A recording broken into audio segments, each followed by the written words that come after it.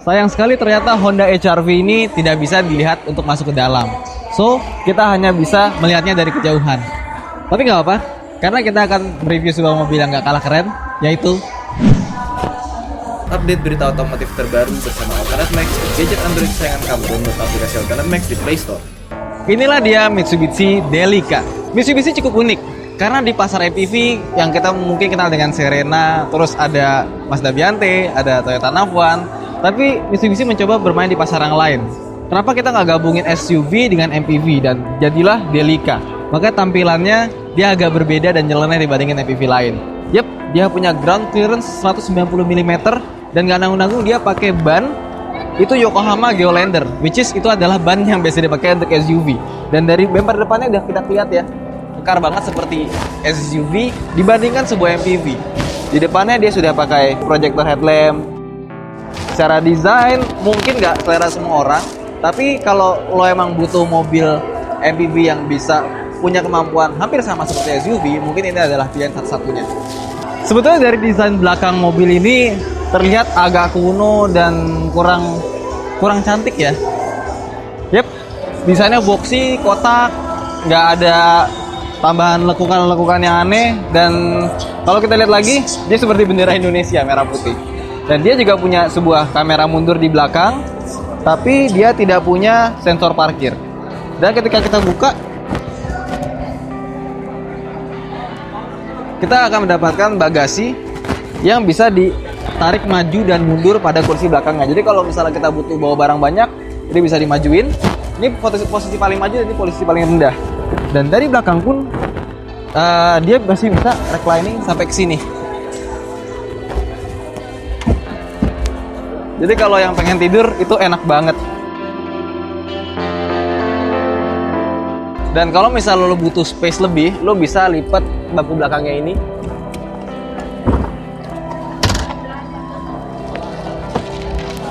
Seperti Kijang Innova. Jadi lihat, sangat lega sekali bangku belakangnya jika dilipat. Dan ini karena dia punya 3 seat belt, dia punya seat belt tengah dari atas. Jadi sangat praktikal sekali. Dan dia juga punya AC double blower di samping kanan dan kiri. 1, 2, 3, 4. Dan lucunya kalau misalnya lo mikir AC double blower diatur dari depan, dia punya pengaturan AC double blower dari tengah sini. Seperti Pajero Sport bentuknya.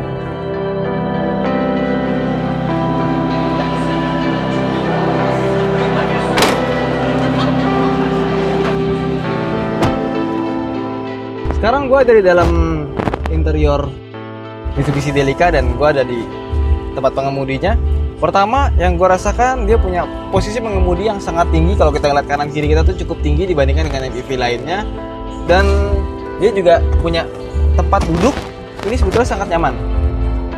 Ada head adjuster juga, ketinggiannya bisa diatur. Dan armrestnya dia bisa diatur ketinggiannya 1, 2, 3, 4 gitu loh. Jadi cukup oke. Meskipun gue ngeliat door trimnya kelihatan sederhana, tidak begitu mewah ya. Dan bahan-bahan plastiknya juga menurut gue biasa aja. Dan yang menarik, dia udah punya cruise control di sebelah kanan. Tapi di sebelah kirinya dibuat tidak ada tombol sama sekali. Dalam artian dia nggak ada steering cruise control untuk mengatur audio. Meskipun audionya menurut gue sudah cukup advance. Dia sudah punya layar besar, ada navigation, ada bluetoothnya. Dan kalau misalnya lo mau colok USB, dia bisa ada koneksi di sini. Nggak cuma itu aja, dia juga punya tempat penyimpanan di sini. Dan ini ada tempat penyimpanan rahasianya. Jadi dia dibikin kayak double layer gitu. Nah, jadi lebih dalam lagi tempat penyimpanannya. Dalam banget loh ini, sampai tembus ke bawah. Ya, kita tutup. Oh iya, buat lo yang suka pengendaraan seperti sebuah hatchback, dia itu punya pedal shift. Cukup unik. Dan kalau misalnya lo berharap ada tombol start stop engine, dia memang sudah keyless, tapi dia masih model putar. Jadi nggak perlu masukin kunci, tapi dia punya model putar. Di sebelah kanan dia ada banyak tombol, seperti contohnya kita ada tombol info untuk mengubah MID, terus ada tombol untuk membuka pintu kanan dan kiri tengah secara elektrik, dan di bawahnya ada untuk mematikan stability control. Ya, ini sudah dilengkapi dengan stability control, traction control, dan juga dia punya hill start assist, yang dimana MPV lain nggak punya di kelasnya. Dan kalau misalnya lo berasa SUV ini terasa ketinggian, nggak perlu khawatir karena di sebelah kiri kita mendapatkan sebuah spion kecil untuk melihat bagian bawah kiri kita. Jadi benar-benar dibikin SUV yang punya practicality seperti sebuah MPV. Dan kalau emang lu butuh mobil yang seperti ini ya, ini pilihan salah satunya. Sekarang kita coba lihat belakangnya. Well, bagaimana dengan ruang tengahnya? Mari kita lihat. Oke, kita masuk.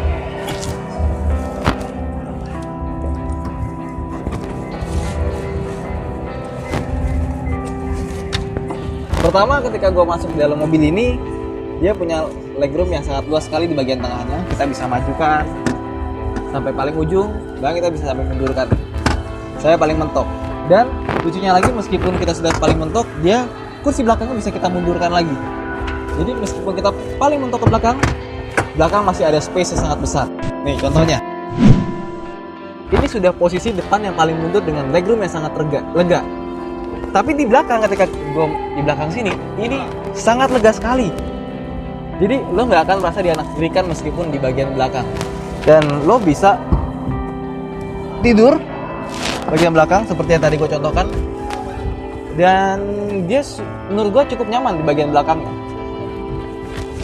Seperti ini. Oke. Seperti di bagian depannya, dia juga punya armrest di kedua kanan kirinya. Dan dia bisa diatur juga ketinggiannya. Oke. Dan yang lucunya kalau misalnya kita mau melipat kursi depan, ini kita bisa melipat seperti ini.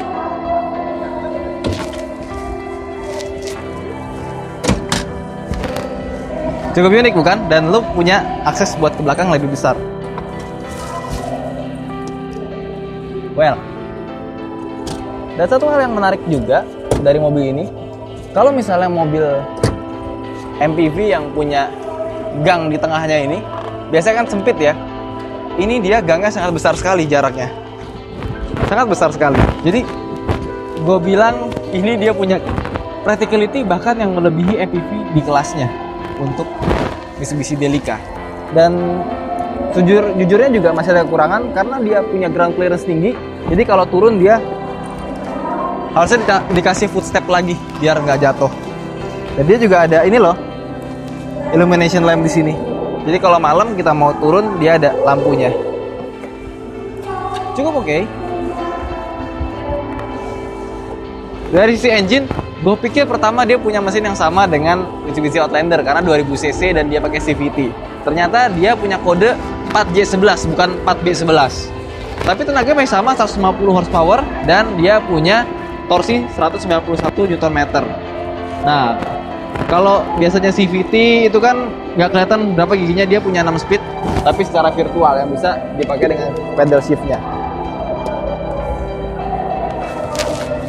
Kesimpulan dari kita adalah mobilnya adalah pilihan satu-satunya buat kamu yang pengen membeli MPV tapi pengen juga punya kemampuan seperti layaknya sebuah SUV. Dan menurut gue mobilnya adalah mobil yang oke juga untuk dimiliki karena apa? Practicality-nya oke banget dan dia punya fitur-fitur safety yang terlengkap di kelasnya. Itu aja dari Toyota Max. Kalau kamu berniat untuk beli mobil ini, siapkan kocek 409 juta rupiah.